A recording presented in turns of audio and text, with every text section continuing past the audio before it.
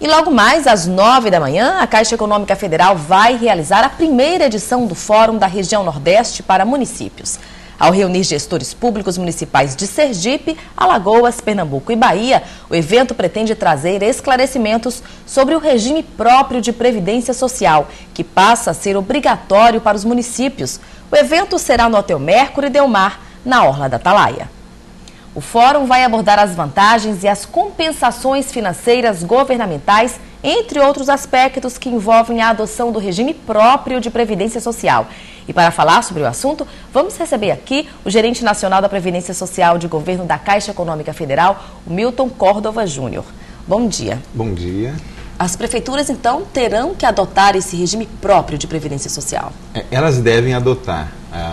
A Constituição, ela estabeleceu lá no artigo 40 que os servidores públicos dos estados e dos municípios, eles têm direito a um regime próprio de previdência social. Então, na verdade, já é uma exigência constitucional que já deveria estar sendo cumprida há muito tempo. E dos 5.500 municípios que existem no Brasil, só 1.800, 1.900 implantaram. Então, as prefeituras que não estão com o regime, eu diria assim, elas estão em inconformidade constitucional. Vamos só explicar mais ou menos como funciona. Hoje em dia, a prefeitura tem os trabalhadores, mas eles não têm um regime próprio de previdência e esses trabalhadores ficam vinculados ainda ao INSS. Isso, exatamente, ao regime geral de previdência social, que é o que vulgarmente as pessoas conhecem como INSS. Quando, se elas tivessem o seu regime próprio, ele funcionaria como um fundo de pensão, como se fosse um fundo de pensão. Apenas como é no setor público, se dá o nome de regime próprio de previdência social. E aí o que acontece? Essas pessoas que ainda estão submetidas à previdência social, elas recebem pelo teto da previdência social e não por um outro teto que seria diferente se fosse pela previdência do município. Importantíssima essa colocação. Estando no regime geral da Previdência, o teto máximo da aposentadoria hoje é em torno de 3.400 e alguma coisa. Se o servidor ganha mais do que isso, ele é prejudicado. Se ele ganhasse 5.000, 6.000 reais, por exemplo, então ele poderia ir para uma aposentadoria levando 5.000, 6.000 reais, se estivesse no seu regime próprio. Essa seria a principal vantagem da adoção desse regime próprio? Não, eu até brinco e diria assim que se os prefeitos tomassem conhecimento, a vantagem financeira para o município, acho que todos ou quase que todos já estariam no regime.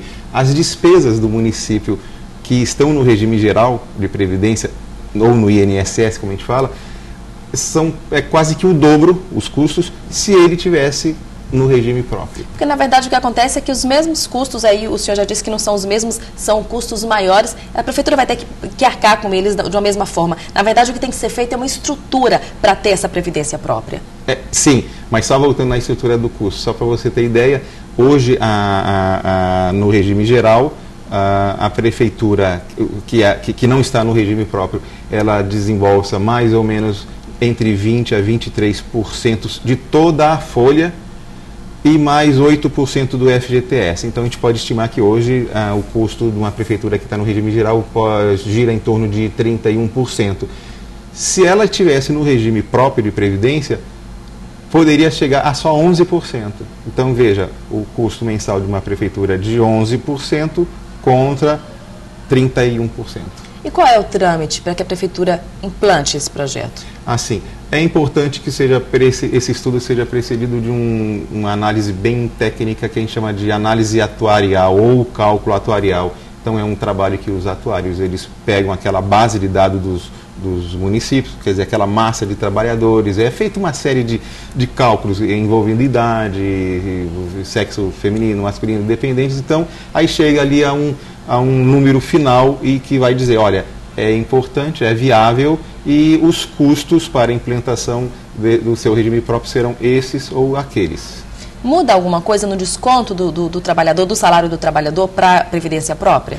Não, porque o teto é 11% igual ao do regime próprio, do regime geral. O senhor estava me contando aqui anteriormente que trabalhadores que tinham direito a uma aposentadoria maior e que tiveram que se aposentar pelo INSS com esse teto do INSS, eles entraram na justiça e conseguiram esse valor a mais que foi pago pela prefeitura. Quer dizer, a prefeitura do município teve que, então, desembolsar dois valores. Como é que funcionou isso? Isso é um direito do trabalhador? Isso, é importante.